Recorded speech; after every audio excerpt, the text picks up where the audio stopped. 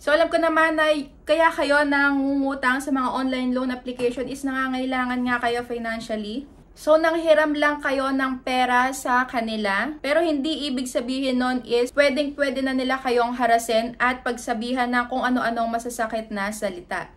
Kung may magsabi man na pupuntahan ka nila sa bahay, pupunta yung attorney, pupunta yung pulis sa bahay nyo, kung meron mang magpuntang agent kasama yung pulis, panigurado. Hi guys! So for today's video is hindi muna tayo magre-review ng online loan application. So magkukwentuhan muna tayo for today's video. At kung kayo ay marami ng mga nautangan sa mga online loan application at kung halos lahat doon is sobrang tataas ng interest, nagkanda tapal-tapal na kayo at nabaon na sa may mga loan nyo, ay may isi-share ako sa inyo na 10 tips kung ano yung kailangan nyong gawin para naman maibsan yung stress nyo at anxiety dahil dito sa mga matataas na interest, sa mga harassment, sa mga threats ng mga agents, ng mga loan sharks nga. So grabe naman kasi yung mga online loan application, sobrang dami na. Tapos halos lahat sa kanila, hindi naman halos lahat kasi meron talaga mga legit at talagang maaasahan ng mga online loan application kagaya ng Tala, Bilis at marami pang iba. S-Loan, ayan, G-Loan. So, meron pa rin talagang mga pahamak na online loan application.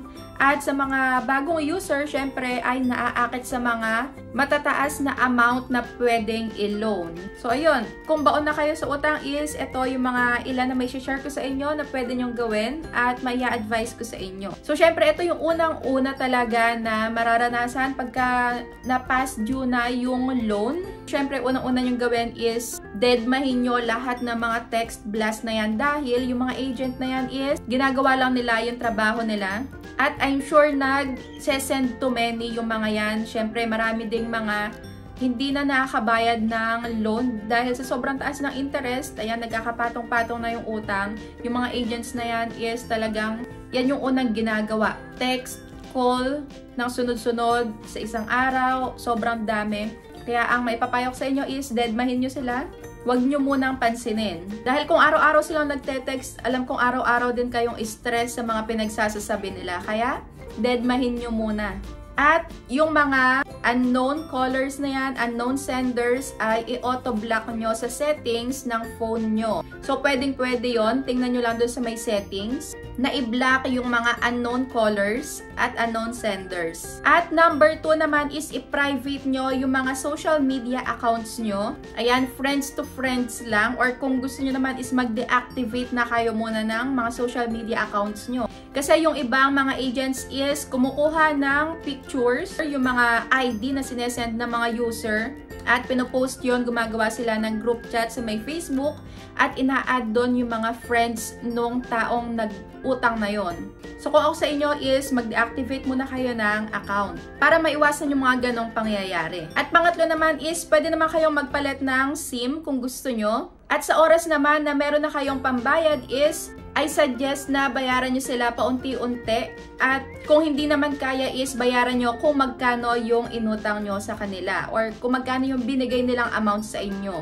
Kasi gano'n naman talaga dapat yung mga online loan application, diba? Tinutulungan nila yung mga tao sa may pangangailangan nila financially, hindi yung ilulubog pa sila sa may utang. So pagka nakaluwag-luwag na, pwede nyo unti-untiin din yung pagbabayad. Pero kung ayaw nyong mabothered dahil sa mga text blast na yan, araw-araw may nagsisend sa inyo, pwede kayo magpalit ng SIM at i-insert nyo pagka magbabayad na kayo sa kanila. At pang-apat naman is i-inform nyo yung mga contact references na inilagay nyo. Or kung meron mang mag-text sa inyo na nagsabing ganito, ganyan, tinext ako nung tao na to na pinag-utangan mo. So, bakit daw sila tinetext? Sabihin mo na lang na nilabag ng mga loan sharks na yon ng inyong phone at nakuha yung mga numbers na naka-save doon at pinagte-text nila. Kaya lagi ko sa inyo sinasabi pagka kayo ay kukuha or maglalagay ng contact references is i-inform nyo muna sila na baka tawagan sila or i-text din sila. At pang-5 naman, kung ikaw is good payer ka naman tapos minsan ka lang na late ng pagbabayad at tumawag yung agent na yon, is pwede mo silang kausapin at maging honest ka na wala ka pang pera at mangako kang babayaran mo din yung niloan mo na yon sa araw na magkaroon ka na ng pera. So ayun, maging honest lang dahil yung ibang mga agent is madali din namang kausap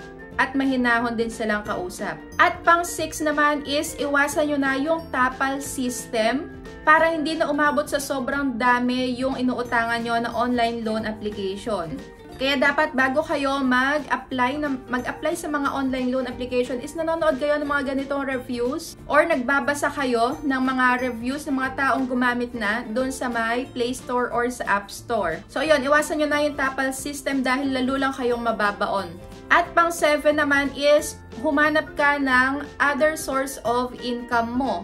Kasi 'di ba pagka nag-loan tayo, kailangan ay good payer tayo dahil bago tayo mag-loan, meron diyang loan terms and agreements. Ipapakita nila sa iyo kung magkano na lang yung amount na mare-receive mo in case na ipagpatuloy mo yung loan sa application na yon. So syempre tayong mga user is nakikita naman natin yon. At kailangan pagka tinanggap natin yon is aware tayo at babayaran natin yung utang natin sa may due date na in-accept nyo. Para maiwasan din yung pagte-text blast ng mga agents. So syempre aware naman tayo mga user doon bago tayo mag-accept ng loan doon sa may application na yon. Kaya lagi nyo munang basahin yung loan terms and agreements. Lagi ko sinasabi yan sa mga nire-review ko ng mga online loan apps. Yun yung unang-unang wag nyong kakalimutan. Yung loan details, terms, agreement, at marami pang iba. So ayun, pwede kayong humanap ng other source of income or kundi naman is kung nagkakaroon man kayo, kung kumikita kayo is magtabi-tabi kayo na kahit paunti-unti para mabayaran nyo pa din yung utang sa mga in-applyan nyo online. At pang-8 naman is be positive. Surround yourself with, happy people at yung mga positive din na tao, yung mapapayuhan ka ng maganda kung ano yung dapat mong gawin. So ayan, maging positibo ka lang lagi na malalagpasan mo din yung mga utang mo na yan sa may online loan application. So maging positive ka lang everyday. So wala namang problema na hindi na lalampasan. So kayang-kaya natin yan, kayang-kaya nyo din yan. Tandaan nyo, pagsubok lang yan. At ayun, next is mag-pray ka lagi. Syempre, kung wala ka nang malapitan is pwede kang mag-pray, lapitan mo si Lord. So mag-pray ka na kung ano yung ipaisip sa'yo, kung ano yung kailangan mong gawin. At huwag kang magmumukmuk lang sa isang tabi. So ayun, mag-pray ka lagi. At pang-last naman is pwede mong i-search si Madam Kikay Bautista sa may Facebook. So marami dong mga tao na nag-share din ng mga experiences nila dun sa may mga online loan application na Loan Shark at yung mga baon na nga din sa may mga OLA. So makaka-relate ka dun sa may Facebook page niya. At marami din siya dong mga sineshare para matulungan yung mga victims ng loan sharks. So alam ko naman na kaya kayo nangungutang sa mga online loan application is nangangailangan nga kayo financially. So nanghiram lang kayo ng pera sa kanila. Pero hindi ibig sabihin nun is pwede na nila kayong harasin at pagsabihan ng kung ano-anong masasakit na salita. Kung may magsabi man na pupuntahan ka nila sa bahay, pupunta yung attorney, pupunta yung pulis sa bahay nyo, so wala pong ganon na nangyayari.